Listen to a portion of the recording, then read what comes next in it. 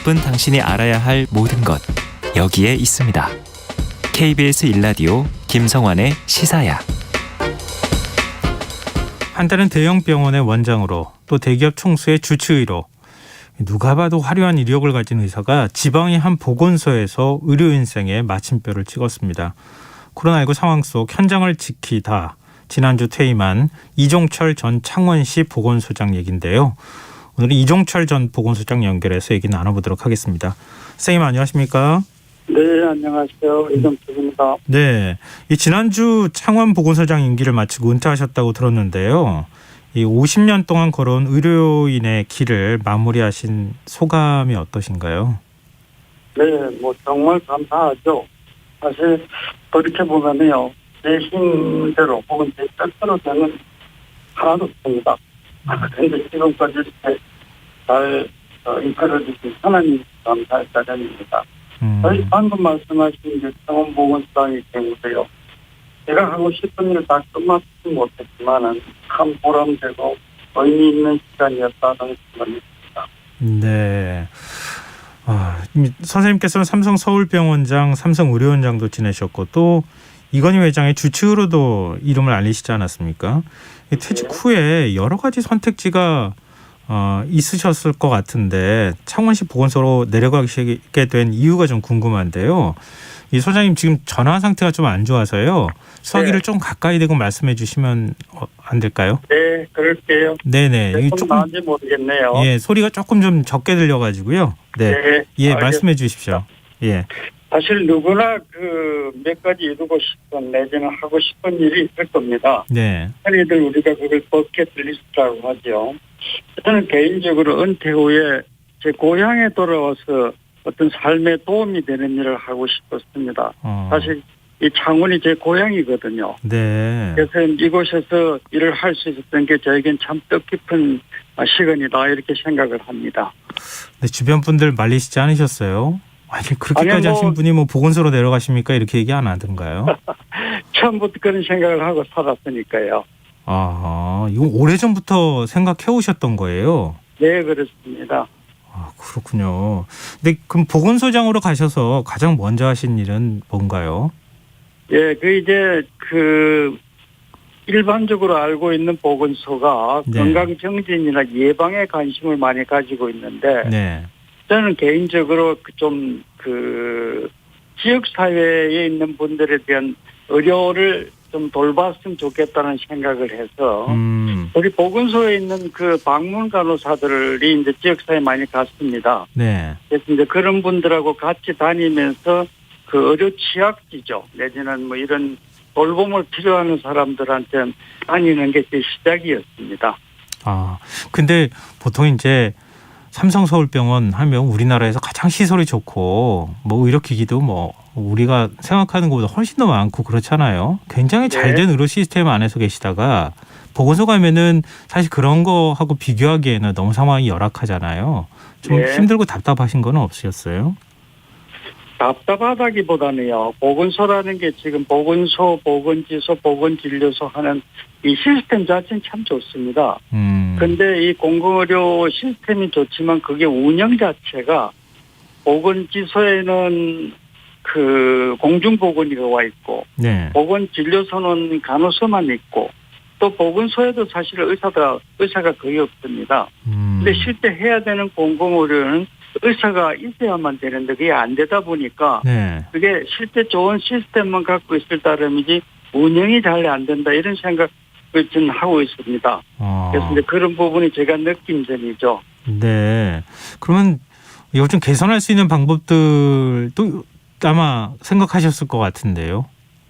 예, 사실 개선이 꼭 필요한데요. 사실은 의사가 당장 어디서 나오는 건 아니지 않습니까? 예. 그래서 저 개인적으로 생각하기는 이 공공이 이제 취급하고 있는 우리 보건소 같은 공공의료하고 민간 의료인들하고 어떻게 협업을 이루면은 좋을까? 이런 생각을 제가 많이 했습니다. 이번에 코로나 때도 마찬가지인데 사실 우리 보건소에 간호사하고 의료기사들이 나가서 검사를 하는데 실제 개업한 의사들이 참 많이 와서 도왔습니다. 그러니까 개업한 그 의사하고 우리 공공의료에 있는 직원들하고 같이 협업을 해서 일을 할 수 있으면은 상당히 많이 풀 수 있는 일이 많겠다 이런 생각을 하고 있습니다. 그럼 지금 그 코로나19 상황 말씀하셨으니까 네. 의료인이 뭐 지금 거의 지금 그동안에 한 2년 동안의 코로나19 상황 대응하느라고 이젠 더 이상 대응할 여력이 없다 이렇게 또 얘기하고 있잖아요. 실제 네. 현실은 어떤가요? 사실 그렇습니다. 우리 이제 이게 그 코로나라는 이런 병에 대한 그 우리 보건소에서 하는 주 업무가 역학조사인데요. 네. 역학조사라는 것은 우리 의사들한테서도 예방의학 중에서 하이라이트 해당할 정도로 굉장히 중요한 부분입니다. 네. 그게 이제 의사가 없으니까 간호사들을 교육을 시켜가지고 이제 일을 하거든요. 네. 그러니까 교육을 시킨 저도 굉장히 불안했고, 그러니까 굉장히 많은 사람을 교육을 시킬 수 없이 한두 사람한테 의존을 하다 보니까 그 사람들은 굉장히 힘들죠. 네. 그래서 지금도 참 그 일을 맡아서 하는 사람들은 그 책임감과 소명감을 했지만은 지금은 굉장히 지쳐 있다라고 얘기를 드리고 싶습니다. 그럼 앞으로 공공의료가 해야 할 역할이 막중하다고 볼 수 있는데요. 네, 이 맞습니다. 팬데믹 상황을 좀 헤쳐나갈 수 있는 방법은 없을까요? 그렇죠. 결국은 지금이라도 늦었다고 생각할 때 시작하는 게 가장 빠른 겁니다. 그러니까 지금 이 상황이라도 사실 우리나라는요.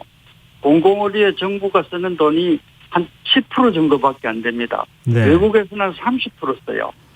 그러니까 우리가 원체 적은 돈으로 이걸 하려고 자꾸 하고 있는데 지금이라도 방금 말씀드린 대로 저도 전문 인력들이죠. 간호사들 아니면 기사들 아니 이런 분들에 대해서 좀 더 지금이라도 좀 보완을 하고 했으면 좋겠다. 이런 생각을 사실 합니다. 지금 예산 부족 문제 말씀하셨는데요. 네네. 민간 의료 현장에 계속 계셨잖아요. 네. 근데 공공의료를 확충하려고 하면 또 민간의료 쪽에서 불편한 반응이 나오거나 이런 일들도 보셨을 거 아니겠습니까? 전혀 그렇지 않습니다. 전혀 안 그렇습니까? 전혀 그렇지 않고요. 예. 결국은 그 정부가 쓰고자 하는 재정이죠. 그래서 이제 제가 끝마치고 나면은 사실은 우리나라가 노령화 사회가 굉장히 빨리 진행되기 때문에 그렇죠. 그 재정이 굉장히 필요한데 그 부분에 대해서 제가 좀 공부를 더 하고 싶고 그걸 하려고 사실 미국을 갔었습니다. 존스홉킨스 보건대학원에. 예. 근데 이제 그 갔다가 보니까 이제 어떤 그 강의 중에 가장 인상적인 내용이 하나 있었습니다. 네. 이게 뭐냐 그럼 경제 발전이 굉장히 빠른 나라일수록 소득 양극화가 굉장히 심하고 네. 그 소득 양극화가 심해지면 가장 문제가 되는 부분이 그 우리 건강 격차가 심해진다는 얘기거든요. 네네. 그래서 지금 우리나라 현실로 보면은 그 상위 20%하고 하위 20% 사이에 건강 수명 격차가 11년이나 납니다. 이런 상황이 해결되지 않으면은 사회는 지금 굉장히 노령화되고 있죠. 그렇기 때문에 엄청난 재정이 들어갈 수밖에 없기 때문에 네. 이걸 해결하기 위해서라도 공공의료가 어느 정도 그 뒷받침이 돼야 된다고 저는 생각을 하고 있고요. 그래서 다른 그 선진국가에서는 유럽은 7, 80%가 공공이고 미국까지 사보험을 하는 나라도 공공이 한 30%는 합니다. 네네. 그러니까 우리도 그런 수준의 일본이나 미국이 하는 수준 정도는 해줘야 그래도 전반적인 혜택이 오지 않을까 이런 생각을 가지거든요. 이 코로나도 똑같은 이치란 얘기죠. 네. 그러니까 지금 간호사 그 보건소에 몇 명 안 되는 사람들이 이걸 그 헤쳐나가야 되니까 소명의직은 굉장히 많아서 열심히 일은 하는데 지쳐있다는 얘기입니다. 선생님 말씀 듣다 보니까 정부의 공공의료에 대한 투자 또 지원 이런 것들이 굉장히 필요하지 않나 그런 생각을 하게 되네요. 네. 이제 앞으로 계속 이제 공공의료 분야에 대해서 관심 가지고 하실 텐데요. 코로나19 상황이나 즉 공공의료 체계 만드는데 많은 기여 앞으로 좀 해주셨으면 좋겠습니다. 네. 오늘 말씀 고맙습니다. 감사합니다. 네, 지금까지 이종철 전 창원보건소장이었습니다.